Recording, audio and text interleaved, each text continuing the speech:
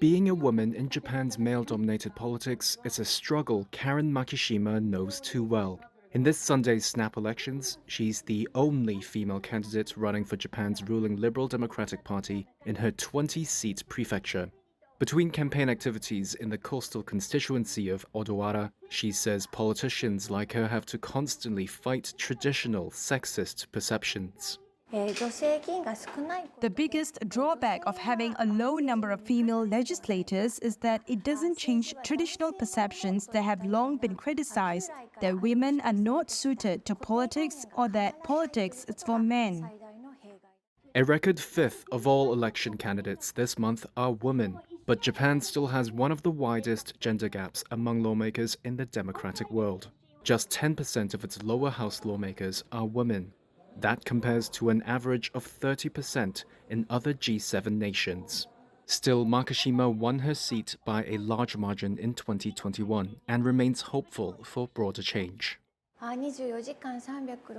think there has been a long-standing perception that we need candidates and politicians who are focused on politics 24 hours a day, 365 days a year, with very little room for other opinions for a very long time. However, we are embracing more different views on what politics should be like, so the candidates are also becoming more diverse. I think we are in such a transitional period.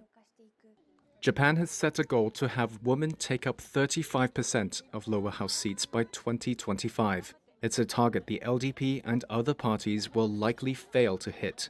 In Sunday's polls, only 16% of the LDP's candidates are women. Last year, the LDP promised to boost its own female representation in the lower house to 30% by 2033. Critics, such as the former defense chief Tomomi Inada, say the party needs more concrete measures, like a gender quota system. A week after newly anointed Prime Minister Shigeru Ishiba unveiled a new cabinet with only 2 women, Inada and other female lawmakers wrote to LDP leadership, saying the low number of women in parliament distorts democracy itself.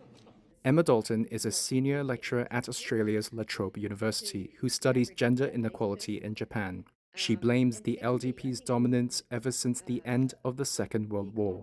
Although the LDP is, because it's been in power so long, it's become this whole beast of its own. It's a catch-all political party, but it does represent a certain sector of the population, and that is an elite strata of men from certain families, from certain universities. There's no diversity, very little diversity in that political party. So I think, and lots of people have pointed this out, I'm not the only one saying it, that the LDP's dominance is really key to why there are so few women in politics, and they're dominant not just at the national level. In an emailed response to Reuters questions, the LDP said it has no plans to implement measures like a gender quota.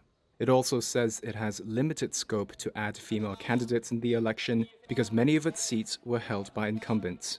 A government report in 2021 also highlighted other issues women in politics face: gender stereotypes, difficulties balancing other commitments such as raising children, and harassment.